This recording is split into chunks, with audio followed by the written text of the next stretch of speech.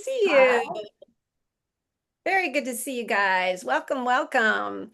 So we are in for a real treat today because we have Kathy Kasani Adams with her book Restoring Our Girls, Dr. John Duffy with Rescuing Our Sons. I love how those book titles just like fit together. So did you guys plan that? It was a little on purpose. John wrote his first.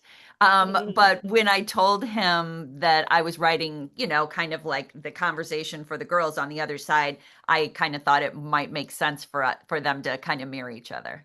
I love that. I love that. Yes. And so these two are amazing. I love both of your books. And as I was just saying to Kathy before we started, both of you have these wonderful writers' voices and very accessible, and I love that. I know you're going to be reading us a little bit in a while.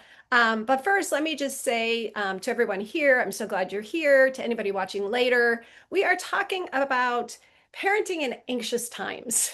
And I know for me, I am a parent and I'm super excited because I've also been feeling very anxious. So I think this is going to be great. Before I have Kathy and John introduce themselves, I pulled something. There was something at the start of Kathy's book that I felt like really was a great sort of intro to what we're going to be doing today. And so let me just read you. It's just a couple short paragraphs.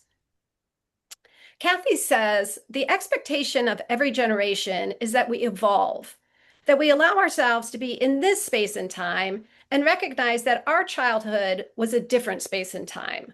Our parents did what they could with what they had. They made choices based on their situation, history, trauma, and societal expectations. Now it's our opportunity to do the same, but ideally with heightened awareness and emotional competence.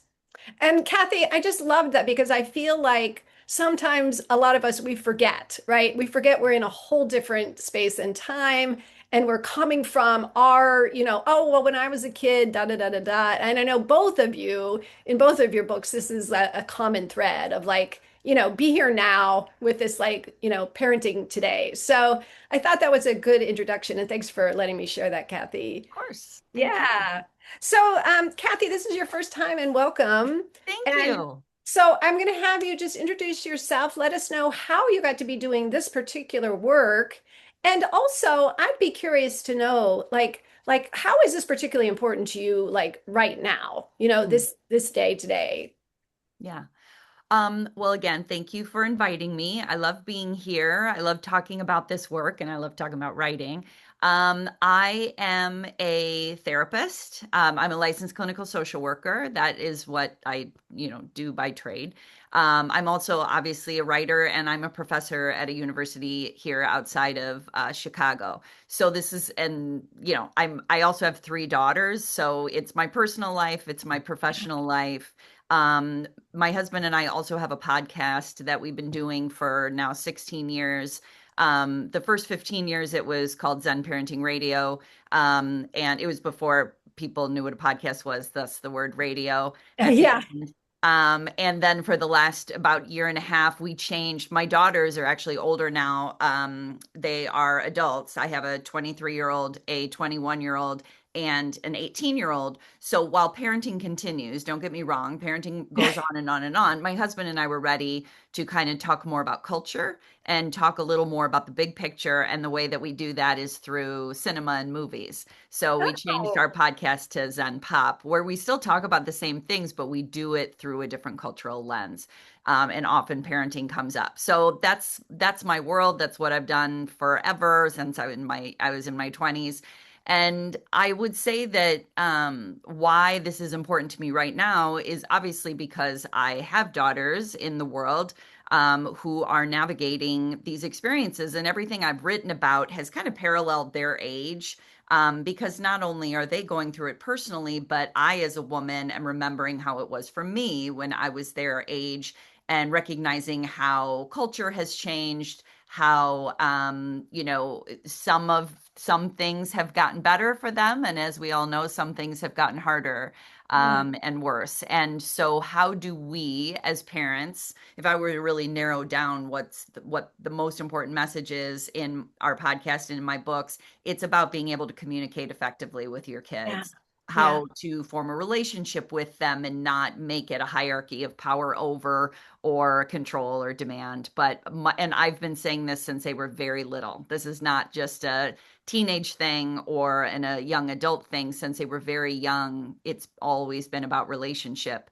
And that ability to focus on that when they're young makes it so much easier as they get older. And then, John, who's here, who's a good friend of mine, our world, our professional lives have crossed a lot, because we have such a similar message. And so it's been really nice to work alongside him.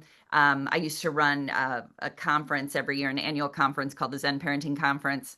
It hasn't really been that long. Last year was our last year, but every time I Oh, say that, we're done now. But we did it for many years, and John was always one of our head speakers. So oh. it's always been nice to be connected with his work and with him personally. So that's my story.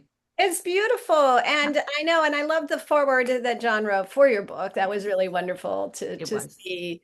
And I'm excited to hear some more. I loved what you were saying about communication and relationship and how that's been from the get-go, not just when they're teenagers. So right. I'm looking forward to hearing some more. Yeah, thank you, Kathy. Great. Thank you. John, good to see you again. I know we've had you on the panel a number of times, but it's been way too long since we've had you. So good to see you. It's good Hi. to be back, Sherry. So yeah, would you do the same? Would you give us your introduction and also why like rescuing our sons is especially important right now?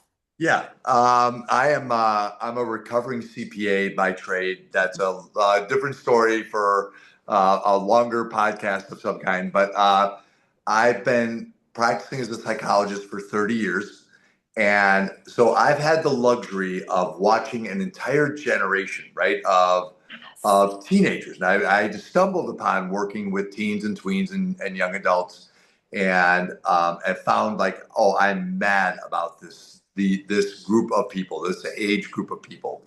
So I'm thrilled to be working with them.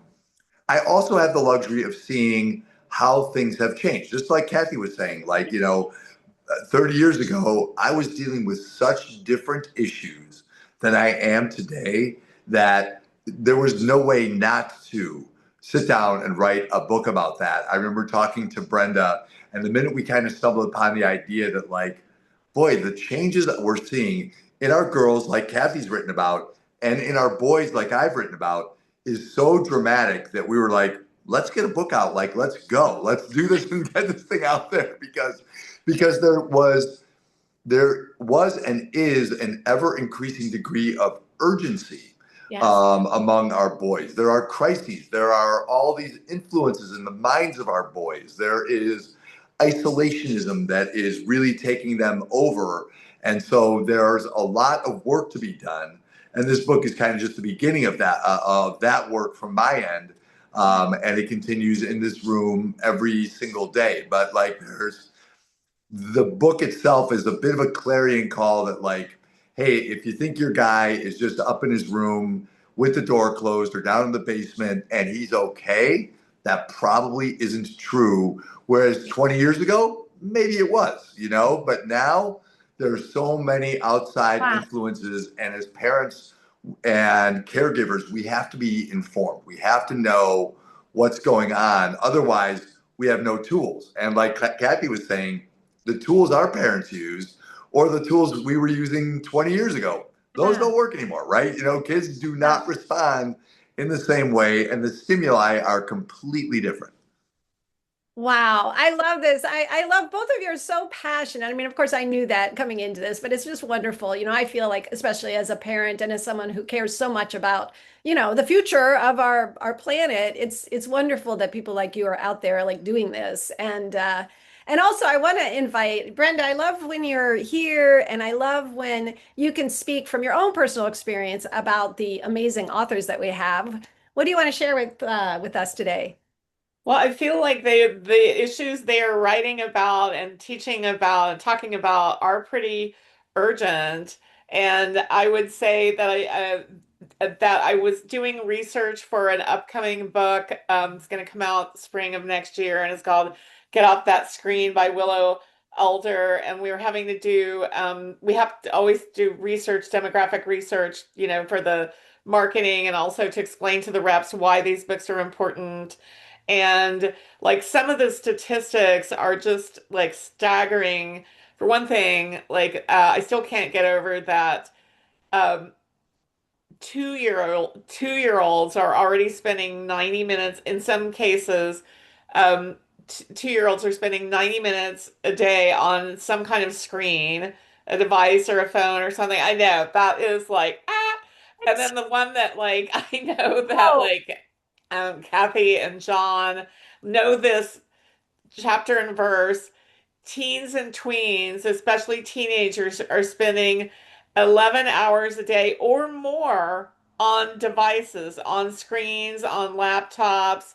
And like I and the other statistic that I learned last week was that uh, an increasing number, like more, I think it was like 60% of young men and boys don't have one single friend. They don't have one real life friend, which is so like, I mean, think about that for a minute. Like that hurts my heart and actually no. gives me a chill, not in a good way.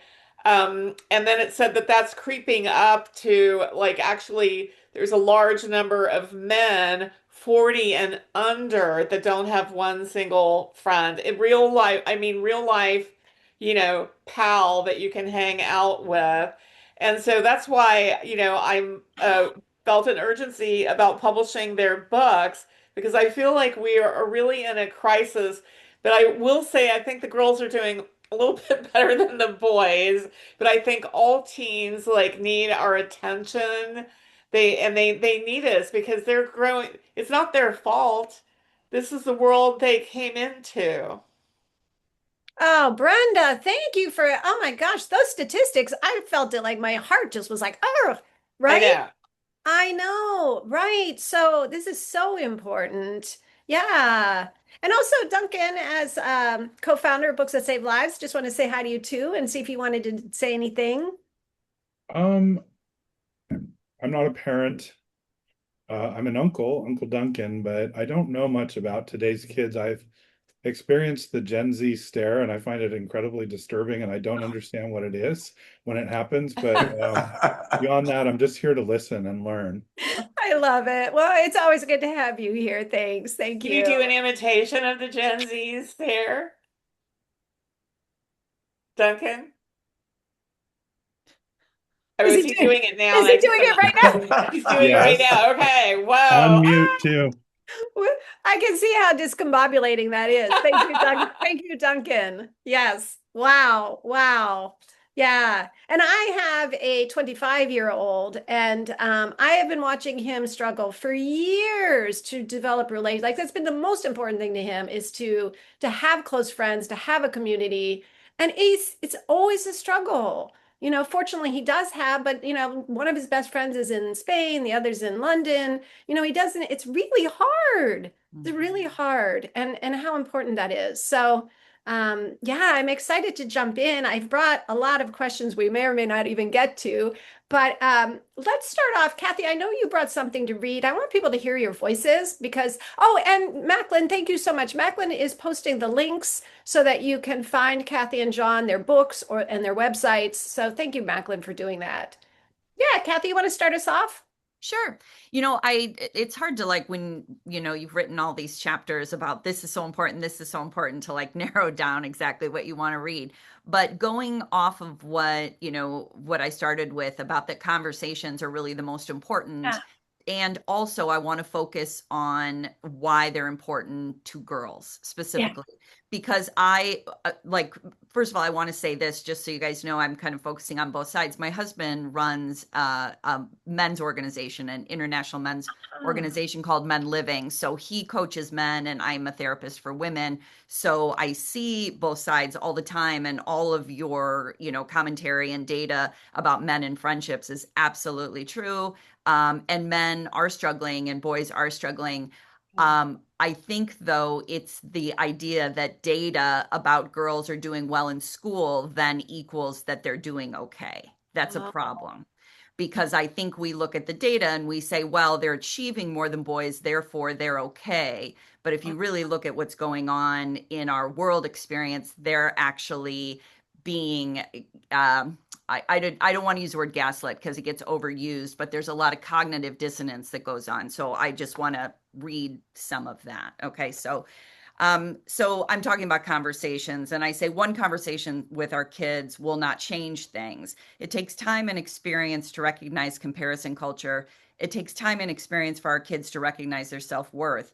It's our job to lay the foundation and speak about it openly and honestly. Your girls may not initially agree, or they may think that you just don't understand. But as they continue to live and be confronted with choices or viewpoints, they will keep your voice as the most trusted option to consider. And then this is kind of where I get into what they struggle with. Girls are told that with hard work and sacrifice, they can be leaders, but they are met with gender bias and resistance when it comes to equal pay and advancement. They live in a society where 1 out of every 6 women has been sexually assaulted. Instead of being protected, they are blamed for what they wear or for not remembering all the details of a highly traumatic brain altering experience. Girls are told to use their voices to speak up and ask for help, but when they step forward, they are accused of being liars, dramatic, and selfish. Our daughters live in a constant paradox of existence, and to navigate it, they need the opportunity to acknowledge and discuss these experiences. They need a space where the people they care about the most will listen, validate, and help process the injustices they encounter. When we are asked, we can also share our own life experiences and demonstrate the importance of openly sharing and discussing topics that shaped our identity and perception of the world. In the parent child dynamic, we are the leaders. So it's our job to continually find creative ways to discuss what's uncomfortable and uncover patterns that block us from doing so. We can become more attuned to our girls by noticing when they are struggling, confused, uncertain, like when their Instagram posts are filled with pictures of their fun and joy, but we know that that's not really what they're feeling or experiencing. Yeah. Difficult conversations require an ability to imagine the burden our girls experience, to take off our adult glasses and view the world as a teen who feels pressure to share posts, to answer every snap, to engage with TikTok, to excel above others, to be great, and to do as others do.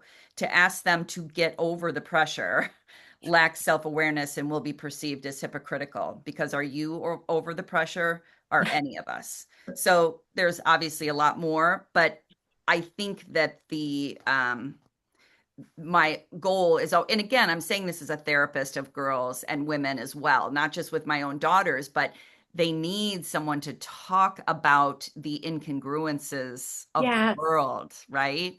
And they need to have it reflected back that yes, this is true and this is true. Paradox is constantly there. You are doing better in school than a lot of boys. You also aren't getting as many experiences, or you're not getting as much attention. You're not being acknowledged for certain things. There's like two things happening at once all the time. And instead of being black and white, it's more like we're joining their world and seeing what they're experiencing, because we can all tolerate paradox if people acknowledge that it's real, Yes. you know? Oh, Kathy, that was just really amazing what you read and what you shared, and I'm excited. I know after John reads, we'll probably circle back to some of this because Sure. there's so much in that, and just hearing you say it, like it is interesting. Like I felt calmer simply hearing that, like, well, there's this and there's this, and they seemingly, go against each other, and that's okay. This is the Yes. world we live in, and I think even like you're saying. But how often do our young people like they're seeing one thing and hearing something and nobody's helping them to put it together. So Right. that is great. Thank you. I love what you shared. That was Thank perfect. you. Thank you very much. Yeah. John, we'd love to hear from you. Yeah. First, if I can just Of course. draft off of what Kathy's saying, as she and I often do. Um, I agree with every word. I know every word that Kathy is saying is true. And a lot of the paradoxes, a lot of the difficulties that young women are dealing with are taking place at the hands of young men, right? So our work is really intertwined and super complicated because the question becomes, okay, so then from my angle, how do we address our young men? It could be in that kind of like damning kind of, this is not your time. This is time for our young women. but there's certain approaches to all these things where nobody wins and everybody loses. So, with that in mind, and with the idea that our boys are struggling with what masculinity actually means, which Kathy's husband is really good at helping people define what's happening in terms of isolation and loneliness in boys, like Brenda was saying, and Right. how we go about approaching them. That's I'll just read a little bit about that, and I'll be brief here and hopefully make a point. As you can probably tell, I'm a big fan of teenage boys. To a man, they are remarkable human beings, kind, thoughtful, funny, intelligent, and strong. I want more of them to see these qualities in themselves because far too often they miss it. So, if nothing else, I urge you to echo these sentiments with your guy. Let him know all the good you see in him, even if he Oh, doesn't see it himself. Encourage all the shifts and behavior change that we've talked about here, but treat him gently. Treat him mm, gently. He's got a lot on his mind. He needs to know that you are there and available for him no matter what. His well being depends on that. And please don't make too many assumptions about his thoughts or behavior. Go for understanding. Meet your guy where he is without blame or shame. Just your open heart and your open mind will do. And if he tells you what's on his mind or what he's struggling with, believe him. Even if it's really hard to hear, believe him. Grounded in truth, you can carry on together. oh, wow. Oh, I love that. I love that. Yeah, I love that emphasis. Just believe him, believe him. Yeah. Yeah, and reflecting back, just reflecting back the good that we see. Just those two things alone, so big. Mhm. Yeah. Yeah, I think too often we as parents feel so much for our kids that we don't want to hear their truths because they're painful. Right, Kathy? And so we want them to feel better than they do, but the more we tell them, no, you don't feel that way, that's Yes. got its own little bit of gaslighting to it, right? And then I'm not heard. Then I'm in a silo alone, and even my mom or my dad isn't in here with me. I've got no allies here. Yeah. Wow. Yeah. So I'm wondering, Kathy, I'm going to come back to you. Now that we've heard these two like really powerful, readings, um, and going back to what you were saying, and here we are with communication, right? Like, so Mhm. what's the jumping off point that you feel like I really want to make sure we start here? Yeah. You know, again, I always have to preface this like two different ways. It depends on how old your children are. And or, these books that John and I write, they're not just for parents, they're for teachers, they're for therapists, they're for anybody who, uncles, aunts, like people who are with kids. Like how do you make a connection with them? And ironically, it's not that different when they're young, when they're really young. I mean, of course, they're developmental age and what you can talk about and what's Yeah. relevant to them is different. But it's really about, first of all, recognizing that what you are developing with your child is a relationship, that you're not trying to, not everything is about rules and not everything is about, Yes. making sure they respect you and hear you and all these very like kind of authoritarian methods of parenting. And again, I'm not saying that boundaries and structure are a problem. They are not. But boundaries and structure come a lot easier when you have a relationship with your child Yeah. because number one, there is a mutual respect there where the disappointment and rebelliousness that often comes from a more authoritarian household just doesn't happen. Or if it does happen, there's a little more necessary guilt involved and sharing of, what they experienced. And from our side as parents, understanding why they're doing what they're doing, seeing behavior not just through a lens of you're disrespecting me, but through the lens of what's happening at school for them that would make them want to do this, what are the social pressures, what are the things I don't understand or I haven't noticed, and being a good listener for your kid. Like every time my kids have really struggled with something, it's not about me coming to them and teaching them. We have this misunderstanding about parenting that Yes. everything is about us teaching, when really so much of parenting is about us listening and asking questions or backing off a little and asking less and just being more around them. Like even now, my daughters are home this summer, which is so great. And I'm just around. Like I'm not like, hey, you want to do this and we have to do this. We don't have to socialize all the time. They have their own lives, even though we do socialize a lot as well. But sometimes I'm just sitting in a chair reading when they come home from Yeah. work, and I'm just around because those kind of conversations are a lot more.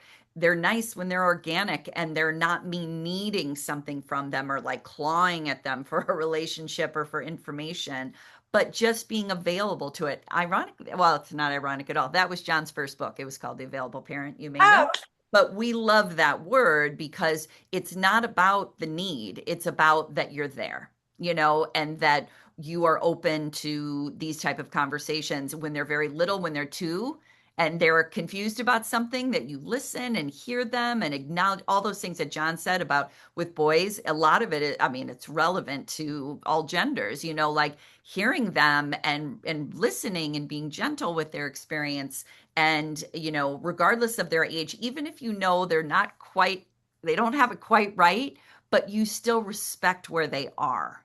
We don't, again, I think I'll go back to what I said, we don't have to teach all the time. yes. Oh, I'm so glad you came back to that because that's been in my head ever since you said it. Like, I Yeah. think for many of us, it's like we grew up again, in such a different time, as both of Mhm. you have pointed out over and over again, where parenting, it was different. You were like, that was it. You were like, you were teaching, teaching. And Always. I love that. And I'm curious, John, do you have more to add about what Kathy's saying? It's fun to work with Kathy because typically we echo. I echo what Kathy says almost all the time. So you're going to hear a lot of things twice. I think Good. there's We need going to. to be an We need element of to. redundancy, but maybe that's a good thing because I agree with every word, and really as different the issues are that our genders are dealing with, the approach to parenting is effectively the same. It is about that presence. And I totally agree with Kathy that like our voices can be really annoying to our teens and tweens, but our presence isn't necessarily like if we're just around, if they know like, hey, listen, I know I'm bugging you, but if you need to talk about anything, let me know. And they might say, no, I don't want to talk about anything. Okay, I'm here if you do.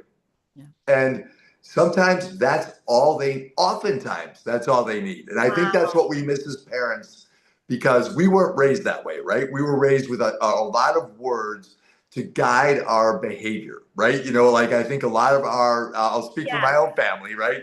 We were like, the Duffys were supposed to look a certain way, address a certain way, act a certain way.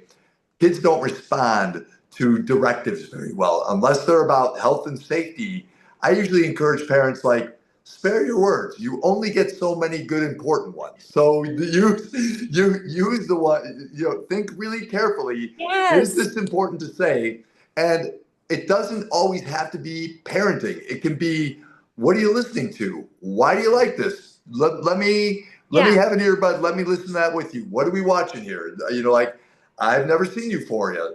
Tell me what this is about, and hang in with them for a while. Like do their thing, whether you want to or not, because they want to. And enter their worlds. You'll learn more by doing that than by asking a series of questions because you're going to get yes or no answers, and it's going to be like, I know you're on a fishing expedition. I know I'm going to get in trouble if I answer you Yes. honestly, but if you're just Wow. around, then you're good.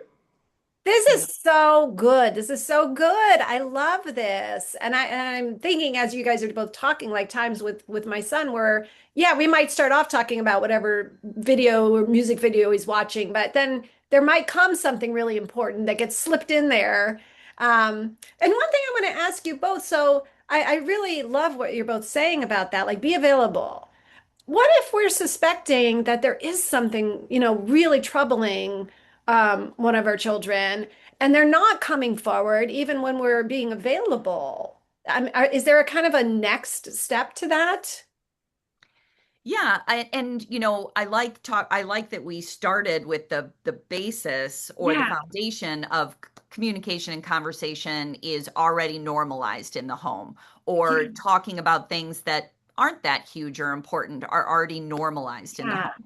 That foundation is really great because it's a lot easier then to ask questions if you're concerned about something. For example, because I spend so much time with my girls, or because I do know what music they listen to and what TV shows they watch, all these things that John is talking about, it is very authentic for me to say, it seems like you've really been struggling with this lately, or this week, your energy, this is one of mine all the time. My girls will say this, your energy seems different today. Ah, And I can say that authentically because I am, and let me be clear about when John and I say be around, it's not like a 24/7 thing. Like, obviously, we work, and a lot of our parents and we work with work. It's just about you know, an opportunity to like be in the same room or making dinner together or yeah. things where we're seeing them in their natural habitat so we can kind of, stay connected in that way. But it's a lot easier to ask those questions. And I'm not saying that every time I've asked the question of like, you seem heavier today, or that there's something going on. Is there anything going on? They don't always say yes, Right. and then here's what it is. But what it has done is opened a door that I noticed something. And sometimes they come back and Oh, tell me the next morning, like, yesterday actually was, I usually in the morning, I usually that night say, well, I hope you get a lot of sleep, and, maybe tomorrow will be brighter. And then in the morning, I'll say, how was your sleep? How does this morning oh, feel? And then it's easier for them to say, yesterday was really hard for A, B, C, or D, and then right. it can continue that conversation. They may tell me all the details, they may tell me none, but just these are like little practices where we go in and come out and go in and come out. Ah, And sometimes the issues are bigger, where it's not just one conversation, it's something that needs to change or something they're afraid of. But this foundation, again, we keep going back to the same things, but it's so much easier to ask a difficult question if you're also during the day asking really benign questions that are not that heavy. Then it doesn't seem so much like you're intruding, it seems more like your relationship. yeah. Yeah, John, I saw you nodding emphatically. Was there something about that that you wanted to add to? Yes. Yeah. First of all, every word, right? Like the main thing I'm responding to is yes. We don't need to be there every moment of every day, right? Being present and available doesn't mean like staring at your child like constantly. Yeah, that is off-putting, as off-putting as not being around at all. I'm sure, maybe worse. But in kind of in reference to your question about like, what if we have a serious issue here? I agree with Kathy that that foundation is that's how you address the serious issue. That's how you lay that foundation Huh. for should something come along, I'm here. I'm not going to judge you. We've practiced this. We've been here before with issues that have been a little smaller. So we've been here, and Ah, I'm not going to judge you. I'm not going to. This isn't about you getting in trouble. We are as openly communicating as we can be, right? And I am as present and available to you without judgment as I can be. So if I ask you like, hey, things seem a little heavier today, they'll take you way more seriously if you've got that foundation of what I ad nauseum call the emotional bank account, where you kind of manage the emotional economics of your yes. relationship, right? And if that balance is in the black, like there's a lot of really good connecting interactions between you, right?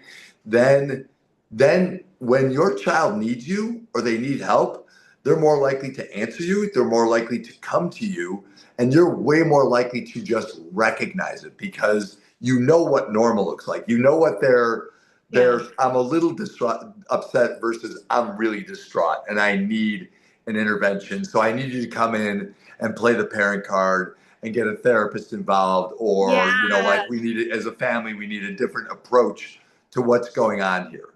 But the first part of what we're talking about is not disassociated from the second. They are related. They are Yes. instrumentally related. It's really important. Yeah, yeah, yeah. I mean, I love what really jumped out at me when you were saying non-judgmental, non-judgmental. And I thought, that's got to start from whenever, I mean, whenever we can, right? Like hopefully from when they're small, but whenever we're listening now and hearing you, it's like to lay that foundation. And you are both therapists and you both work with young people or people, of all ages. Um, yeah, how do parents know when it's at that point that it's like, oh, you know what? I think we really need to bring in some other help. How do you know? Well, I mean, that's a very like individual experience because a lot of times, John and I end up working with a family who's never done any kind of intervention at all. So starting with real basic things can be in itself really difficult for the family, quite a Uh-huh. shift. It changes the culture to even ask about feelings.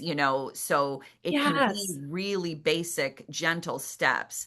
If you're working with a family that has done, they have a child who it's been consistent behavior that is either dangerous or any kind of suicidality or things that don't seem to be resolving with a lot of other typical interventions, then, there are, John and I like, there's people we go to around Chicagoland that we depend on, each other, first of all, but then like, hospitals, obviously if you have a kid who is really struggling, that's there 911, there is hospital interventions that's necessary that he and I both have had to do.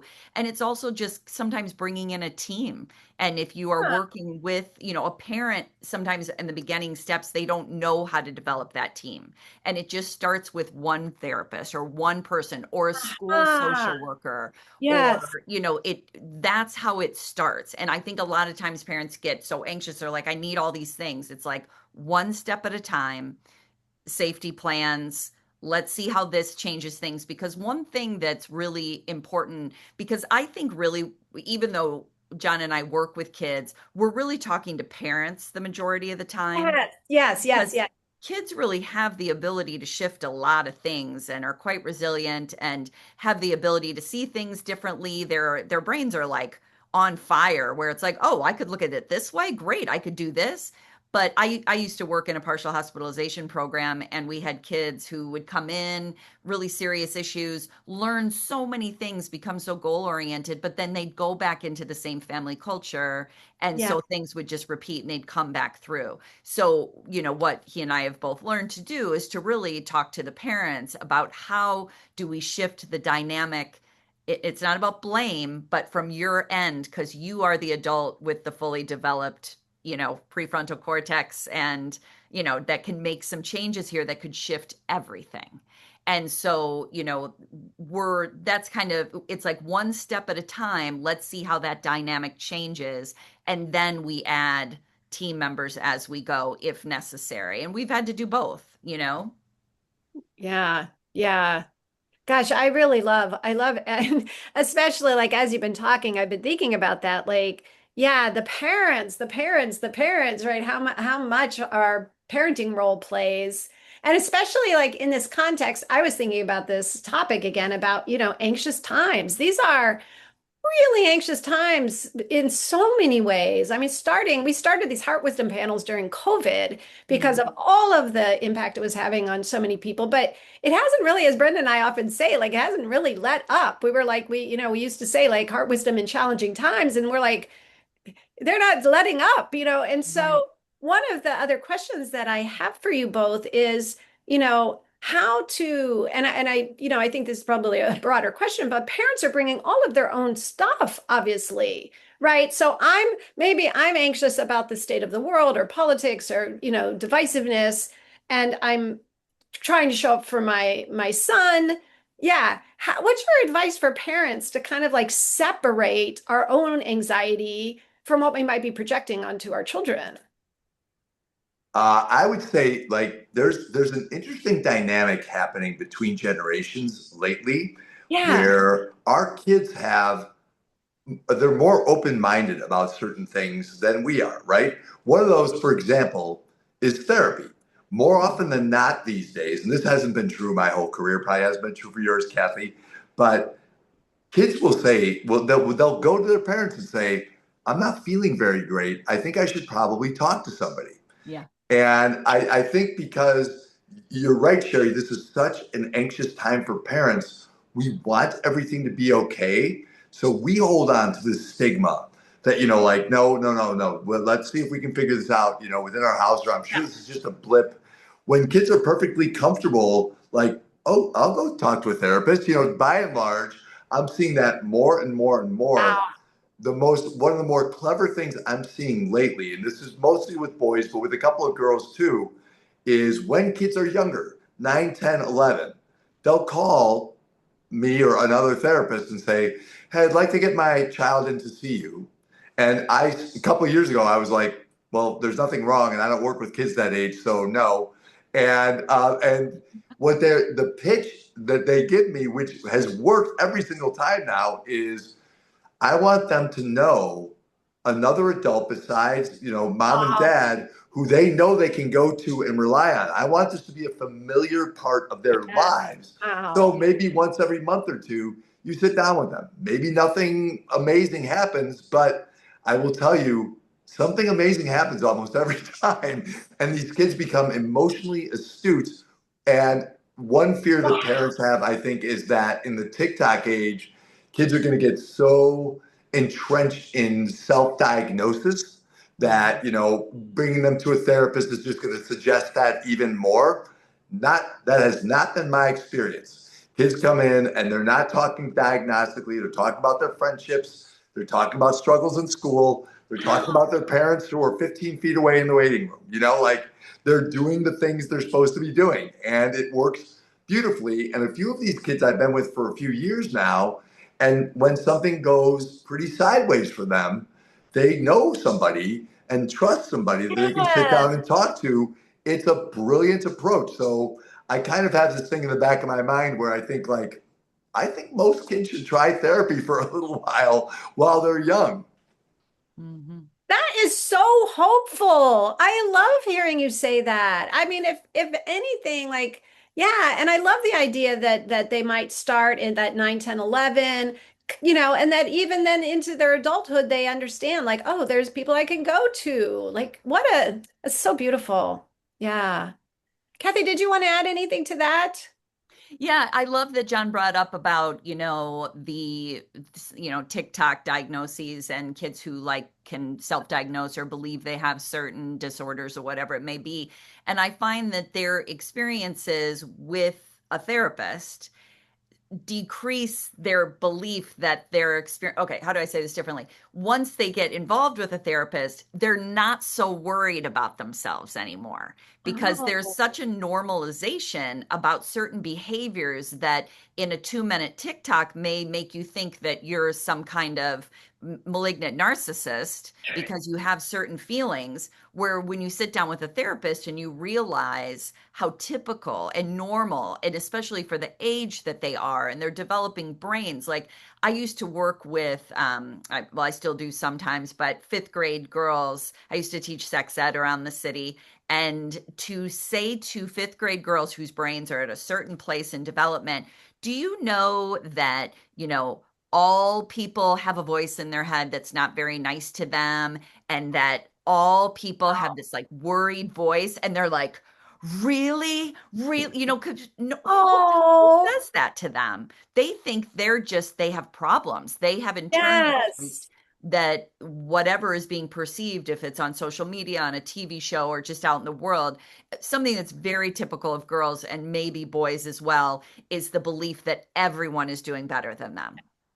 Yeah. Everybody's happy. Everybody's fine. No, didn't you see they smiled? They're fine. They have no idea what goes on behind closed doors or how many, girls are having the exact same insecurities they are. And so being in a therapeutic relationship, or even, again, talking to a school counselor, or having like something that I run a women's group, and something I really encourage women to do is with their children is create again a team. And it doesn't have to be a diagnostic team or a Right. therapeutic team, but like have your best friends talk to your kids, tell Yes. the cousins and the aunts and your sister to all be people for them. And you may not be the only one knowing everything, but that's okay. Like give them a lot of people they can trust. And so sometimes it's therapeutic and necessary, and sometimes it's just, can I talk to someone else besides my mom about this? Because it feels a little vulnerable right now. That's as long as my girls are getting the support they need, it doesn't have to be me. That's how I've always felt. Wow. I love that. And I love the idea too, because earlier we were talking about, friendship and some potential loneliness, and so by providing this network of people Yeah. of all ages, I've done that too with my son's like cousins, for instance, who are, 10 years older, like to, invite them in more. And I love that. I think it's providing like this web of support. Yes. Yeah. I want to open it up and see if anybody has any questions that you wanted to ask our wonderful authors. Ms. Brenda? I wanted to ask John if the situation with like the voices, like the Joe Rogans and all those like bro podcasters, or is it still as bad or as it was when you were working on the book, or has it gotten even worse? Because I don't know. I'm put myself on a news diet, just because it was stressing me out too much. And I still probably watch like maybe like a half hour of news per day. That's all I can handle. But whenever something really, school shooting or something happens, I'm like, okay, a young man, it's going to be a young man because like they get radicalized online, and like they don't have friends and they don't want to talk to their parents or anyone, and so they go online and go into this like strange world. So I just wanted, I guess I wanted to know like what's really going on there, and like is it getting better or worse? Yeah. So just to fill in like the blank here, right? So many boys are isolated, right? And they're playing video games. They're having these discussions on a platform called Discord that many people, most parents have never even heard of. They are listening to podcasts that a lot of parents that they don't know the names of. They don't know anything about the platforms of some of the men who run these things. They're watching shows. All media, right, is giving them a place to belong, right? And so there are a lot of boys who feel like I'm alone and the world kind of like dumps on me. I've got this place I belong. And there are voices out there that are really, really great at recruiting kind of these young men into Yeah. those spaces. Now, it's gotten better in some ways, Brenda, because the absurd voices, the Andrew Tates of the world, the clavicular of the looks maxing world, most boys recognize, okay, this is cartoonish. I'm not, this guy's like just so off the charts. I do not admire him. I fear for him. He doesn't seem like he's doing okay, but I don't want to be that guy. It's the more subtle messages that show up in really mainstream things, on occasion. That's where I think boys are getting kind of pulled back into some really like anti-feminist, anti-women thinking, like really badly, some racist thinking, and some um, thinking that, oh, something is being taken from us. We straight white boys, right? And it's the more they talk to other people, the more they recognize, oh, maybe I'm reading this wrong, or maybe there are other points of view. So, what I encourage parents to continue to do is to listen to whatever your kids are listening to get an idea of what they're Huh. taking in and present counterpoints, even if they don't take you up on that wholesale on day one, which they probably will not. At Yeah. least there's a dialogue going, right? And teenage boys, and I think teenage girls as well, are down for the dialogue. They're interested in that. The lecture being told, like, no, you're wrong and you need to believe this. We might have responded to that because we might have been afraid of our parents, but our kids will not respond to that. But our boys will respond to, like, hey, I noticed you were listening to Joe Rogan. I listened to that episode. Let's talk through what happened there, And to open up that dialogue presents a whole new point of view and a whole new way of thinking. Like Kathy said, these cortexes in the front here are not yet developed for most of our boys, and it takes longer for boys. So where 23, 24, 25, our girls are set, our boys are approaching 30 and they're still developing. So we still have time to help mold those minds, but it can't be through just telling them what to think. It has to be through helping them discern what they're looking at. Hmm. Yeah. Wow. That was really helpful. That was really helpful. And it kind of addressed something that I wanted to make sure we brought in too, which is the whole world of media, as parents, I mean, I love what you're talking about. It's not, we're not saying don't listen to that or don't, don't, but just like, you know, yeah. Yeah. Kathy, what do you want to add to that? Yeah, that's, it I always have to preface this by saying that I think this is easier for me because my work, I love pop culture. It's very easy for me Uh-huh. I keep up with it if I'm a parent or not a parent. Before I had kids, I was watching everything and just so Yeah. curious about what the culture was engaging in. And not necessarily because I loved it, but I'm like, what are they finding in this? So I Uh, encourage parents to do that, but I understand it may not be to the extreme that I do. But I think that is our in to everything. Every conversation comes through what's going on in the culture and what our kids are, you know, navigating, like what they're experiencing, and we don't necessarily have to like be active on Snapchat to understand the pressure of Snapchat. We can just yeah. kind of know how it works and how, and when they say like understand the language and ask good questions about it, not steal their phone and read everything and not understand, but actually ask them, like, is Snapchat do you enjoy that? Or does that feel like pressure? Why do you engage more on Instagram than you do on TikTok? Do you like these shows?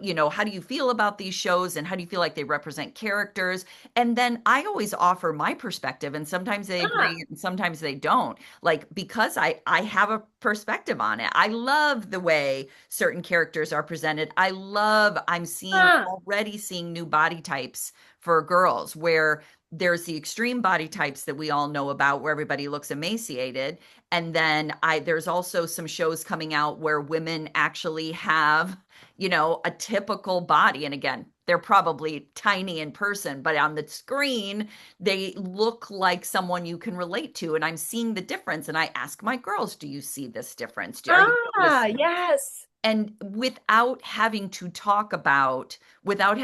dig into where they are, I can use the media to have that conversation about. And one thing I wanted to say about in terms of boys and the media and the podcasts and everything is one of the conversations that I think is really important when it comes to boys and men is the language of adapting to a new society, because something that girls and women have done since the beginning of time is had to and men have too, but in a different way. Girls and women have had to adapt to circumstances that aren't always presenting them a lot of options. They've Uh-huh. had, and this is true of people of color as well, LGBTQ community, where you have to figure out how to be in a situation safely, how to have your voice heard.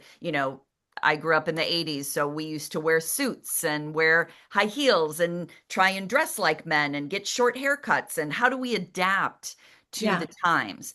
And this is always a conversation that I obviously have with my daughters about how they have to adapt. But then also when I'm talking to men, which I do sometimes through Todd's organization and just men I, see, is that, with boys, how do they, instead of wanting to be like power is being taken away from me, I want it back and I want it back the way it's always looked, how do I instead adapt to this situation? Not maybe not even have less power, Huh. maybe have an equal power, but more opportunity. And I know this is a much bigger conversation, but more opportunity to have emotional expression, more opportunity to have different jobs, more opportunity to have relationships and connection with people without being made fun of for having emotions. Like, Uh, and again, this is a conversation that you have over a lifetime with right. kids. But that's just, I love that word because I feel like that's so much better than, I don't believe women need to take over and men need to get out of the way. I don't believe that. Yeah. I think we are two, two wings of the same bird. We need both of us. And so how do we adapt and fly more carefully together? So Hmm. Oh, beautiful metaphor. I like that. How do parents, if anybody's listening to this, and they're like, oh my gosh, I'm trying to go to work, I'm raising the kids, I'm trying to get food on the table. How in the world do you keep up with the popular culture? Like, do you have any tips for that? well, John, you go ahead because I feel like I just talked for a long time. Okay, but you are the pop culture expert for sure. So I will defer to anything you have to say here. But to Kathy's point, and I agree with her completely, way too often parents aren't interested in Right. whatever their kids are taking in musically, right? Through any kind of social media. It's like, I'm not that interested in video games, or I'm not that interested. I don't want to watch that show. I find that to be a little filthy, or can you please turn that off? And instead of engaging with it, right? And the more engagement we have with our kids, boys or girls, the better off we're going to be. The more likely we're going to open up a conversation. And I think to your point, Kathy, I don't know a better way to open up a conversation. And this happens in therapy as well as in parenting Mhm. than through some kind of media. Yeah. So Huh. if I'm working with a young person and I'm like, I don't have an in here, I'm like, play me what you were listening to when you walked when you were sitting in the waiting room. Like, Yeah. let's talk about that. Oh, I want to hear about that. What do you love about it? I'll give you my opinion. Let's talk about that. What are you watching? What are you listening to? And if you talk about media, kids are going to engage, right? Because they have strong opinions about every type of media, including social media. They'll weigh in. They actually know way more than we think they do. So if we have a yeah. lecture like, in the chamber ready to go, I always encourage parents like sit back and listen because you're going to learn something. First of all, about how something like Snapchat works, but also about how your child feels about all this stuff. And you Yeah. might find like, oh, you're thinking this through way more efficiently and effectively than I thought you were. I thought you were just mindlessly doom scrolling all day long. You actually have thoughts in your head. And and literally parents Wow. are blown away by this way too often. So the more we relax our own anxieties, which is Yeah. very hard to do, and listen, the more we're going to realize, oh, the work of parenting is easier than I thought, maybe a little more enjoyable because we're connecting. This is kind of fun too, right? I'm learning about their Wow. media, I'm learning about what they're interested in, and they've got a go to place, right? You know what I mean? Like they know this is a safe spot to come to talk about all of this stuff. And the caution I think I would offer to parents is you've really got to be a safe spot for everything, right? Because if you look at broadly TV shows, right, the kids are watching, all the elements are coming up, like every topic. So be prepared to talk about anything. And I find that when it comes to sex and drugs and rock and roll and everything else, kids are way more open to talking about that Huh. broadly, easily, with no filter whatsoever. We're the ones who tighten up. We're the ones who get anxious. So if we can ease our anxieties a little bit, Yes. they'll take it. They'll carry us through because they're not presuming we're as anxious as we are. Yes. Oh, that was great. I love that. And I also, again, it goes back to what Kathy started us way back before. We're not teaching and, instilling. I mean, what you guys keep coming back to so much is just the listening, listening, listening, listening, learning from them. And it's so beautiful. Kathy, as the pop culture expert, did you want to add anything to that? Sure. So yes, the just going off what you said, Sherry, the word that I think John and I both use all the time is curious. So Yes. just stay really Yes. curious rather than judgmental. Like you're listening and you're asking questions, not to like get them and to, you're asking questions because you like them. You're like, I want to know Yes. more about you, right? Oh, I just like you and I want to know, more about what you're doing. So a few really simple things is I've had my girls make me playlists of their favorite songs so I can listen to it on my own time. or we can listen to it in the car. Even when they were really young, I used to say 3 songs for you, one for me. So we could, because it was Yeah. the world of CDs back then, but I'm like, I can only listen to We Sing and Play for so long. Now here's one of my songs that I love. And then now they've grown up with Backstreet Boys. You know what I mean? Like they know Yes. what this Yes. is because Yes. and there's a bigger method for this, right? I want them to know me too. It's Yes. not just about the song, it's about here's something your mom has liked when she's younger. Here's a movie from the 80s I love, and here's all the inappropriate things in it that didn't age well. And then the other Yes. thing is that, like if there's a show on that you kind of feel like is a good, like for example, Widow's Bay right now is kind of a scary, funny, a really well written show, and it doesn't have a lot of sex and violence. I mean, yes, it's scary, but it's like it's kind of, especially for teenagers like 13 and up, everybody can kind of watch and talk, and you don't have to watch all the shows, and you may not even be able to watch it at the same time. They may say, well, I'm going to watch it by myself, but in Yeah. the morning let's get back and talk about it. You don't have to sit side by side, even though that's fun. And like Mhm. tonight, the girls and I are going to see Toy Story 5. Like, I am not above these animated movies. I think they're great. Yeah. So we are excited to go see that because that's stuff we did in their childhood. Again, it's foundation, you Oh. build. So so some of it you don't need to watch it. You're just kind of having them bring it to you.